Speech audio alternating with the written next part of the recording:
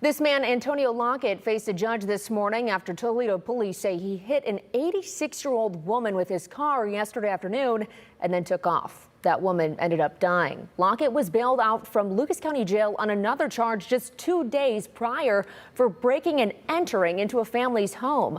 Michael Sandlin has been following this story today and now joins us with more. Michael, first of all, what do we know about Lockett? Well, Kaylee, just looking at Lockett's record, this is far from the first time he's seen the inside of a jail cell. He's got a rap sheet that goes back to the late 90s and includes drug dealing, felonious assault, and domestic violence. For these past 5 days, he's added 2 new charges to that list: burglary and a stop after accident charge. And now, one woman is dead and a family is left rattled.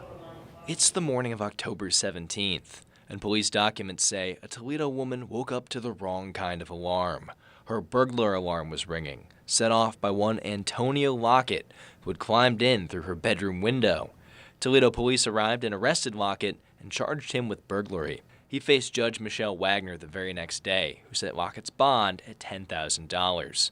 Lockett paid the 10%, and by the end of the day, he was back on the streets and wasted no time getting back into trouble. It's now 2 p.m. on October 20th. Police say Lockett backed over 86-year-old Gloria Everett in the parking lot of the Monroe Street carryout. According to the report, Lockett struck another vehicle while still dragging Everett and continued to try to back into the street. Lockett was then seen getting out from his car, retrieving Everett's hat, and putting it back on her head. But once he realized she was dead, he drove away. It was heart-wrenching. That's Bob Roberts, Everett's friend and neighbor.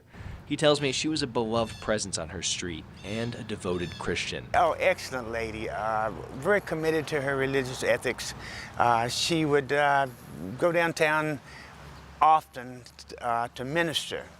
Robert says in the last few years, he started helping out Everett and her husband, taking them to buy groceries or run errands, and had gotten very close to her. I could always count on her for advice based on her feelings about people, and she was such a sensitive lady. And when he learned the news of her passing, he was heartbroken. I was really torn when I heard about it.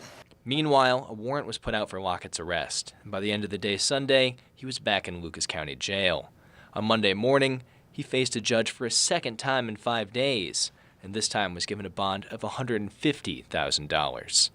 I reached out to Judge Wagner to ask her about Lockett's burglary case and how he ended up back on the street.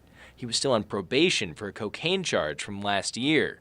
Representatives for the judge say she based it on a recommendation from the prosecutor's office. And that is so unfortunate that this would have happened to her, and that the situation with this gentleman was the way it was as well.